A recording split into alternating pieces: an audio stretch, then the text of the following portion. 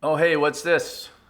Well, it's a Rockstead Higo. It's my current favorite folding knife, of course. We're going to take a look, but first, let me grab a drink.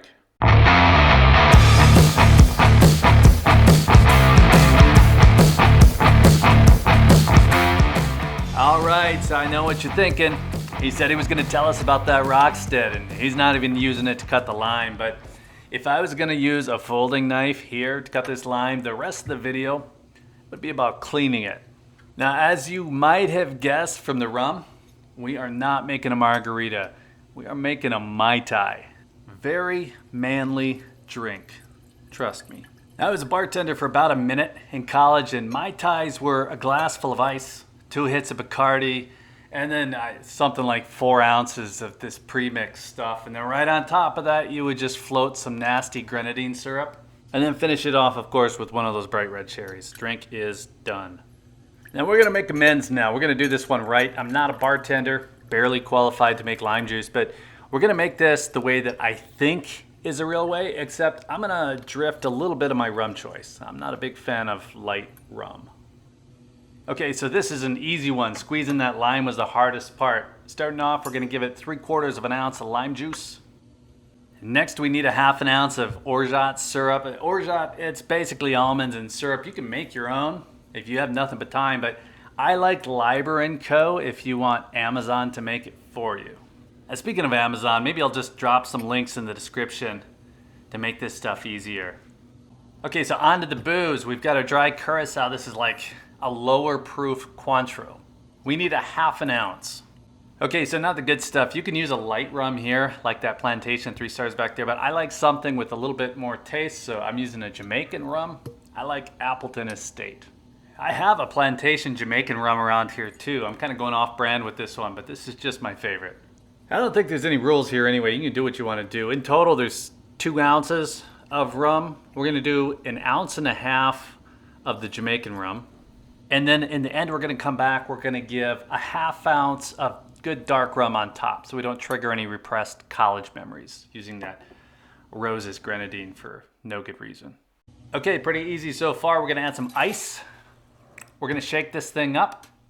I'm not gonna do it on camera because I can't figure out how to do that, even if it did look cool, which it doesn't. But we're gonna shake it for, I don't know, 5 seconds, 10 seconds until the shaker gets cold. Okay, done. A Mai Tai is a tiki drink. So I could pour it into a tiki glass, but I could also wear a grass skirt. We're just gonna improvise, straight pour into a rocks glass. I'm gonna add some more ice. You can already see that this is a little bit darker than a Mai Tai maybe should be. It's that Jamaican rum. This is better though, I promise. Let's get a little bit more ice. And that looks good. All right, last bit here. We're gonna hit this with some dark rum. Plantation is good, Hamilton's good, go with what you like. 151 if you want it to put you to sleep. Now, the reason we held this to the end is, I don't know, it gives a different color on top. It looks cool. It's not really happening here, but like I said, I'm not a pro. Okay, so that's it. If I was a solo drinker, this would be done. Now, if I was making 2 or more, we'd have to up the game a little bit, drop some fruit in it, and if you're trying to impress a girl, I think you gotta go one step further. You gotta drop those pineapple fronds in it like they tell you to on the internet. And since this isn't whiskey, this is an island drink. Hold on 1 second. You're gonna need an umbrella. Bam. Gonna have to fight those ladies off with this stick at this point. Okay, so where were we? I think we're talking about this Rockstead. This is a Rockstead Higo X-IW-ZDP. This is a liner lock. It has ironwood scales and the handle is titanium below that wood. The steel is super steel. It's just unlike anything you'd find in a typical folding knife. These are what you'd call custom, you'd call these factory custom knives. They're built by a team of 8 in Japan. It's not what you would get from a mass-produced folding knife. So the steel on this, that's the ZDP part. It's a ZDP 189. This is powder stainless steel. It's been polished to a mirror finish, and you don't find this kind of finish really on anything that I've come across. It is an expensive knife. I believe it came in at like $1,100 at Recon 1. If you're looking for a great folding knife that you'll have forever and you won't be afraid to use, this might not be the one to grab. You might want to grab a large Chris Reeve Sebenza. They're like half the price, less than half the price of this Higo. But if you want something that's almost a piece of art, this is it. Now the Higo's a little bit like some of the coins that I have. There is the obvious value, the functional value, and then there's the value on top, the extra margin that you pay to have something that's rare, something that stands out. Now this coin, this is a high relief Year of the Rooster coin from 2017. There are like 388 of these in existence, and you'll pay, I don't know, another 50% to 100% on top of spot price of gold for something like this. And you can find really nice coins for a lot closer to spot. So why would you do that? Well, it's art. It also has collector value.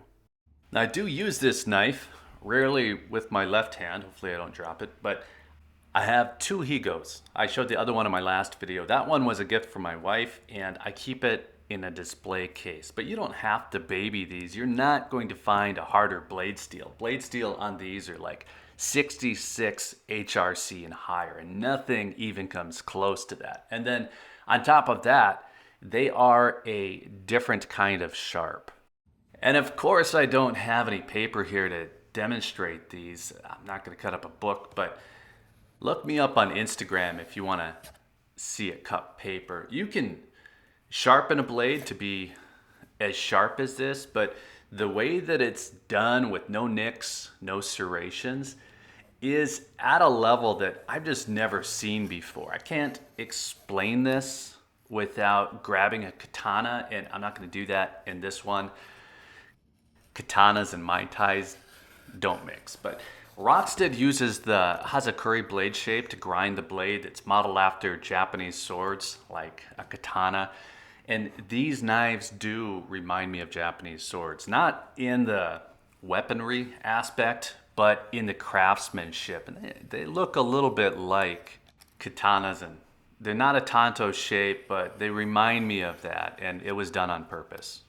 I don't know if this cutting demo is getting it done, but it's just a super smooth cutting blade. And they have some kind of crazy stat on how many times you can cut rope and then still glide right through paper, but I don't remember how they put it. I've seen it stated though that the blade edge will last for 3 years. Now, mine's gonna last way longer than that. This is not one that I carry and use daily. Now, if I wanted it sharpened, this is not one that I'd sharpen myself. Rockstead will take care of that for you. You're just on the hook to send it to them in Japan and then pay for return shipping as well. Okay, so I'm not a knife reviewer, so let's shut this down. I'll just say that I have quite a few nice frame locks, quite a few nice liner locks, and Rocksteads are the nicest. I have a preference for flippers, so I like Shiragorovs, but the Rockstead quality beats them all. And on this particular knife, I love the ironwood scales. It's heavier than most of the high-end knives that I have because that's a heavy wood, but the handle uses a skeletonized titanium, so it's not bad. It's incredibly smooth action, opening, closing, locks incredibly stable, and that, I think that's probably all I can think of to say about this one. So I'm gonna go have a fancy drink. I'm gonna enjoy the weekend, and I hope that you are able to do the same. Enjoy the weekend at least. The drink part's optional. So thanks for watching. Let me know if there's anything else you'd like to see. The like button, it's up to you. So is the subscribe button. Either way, thanks again, and take care.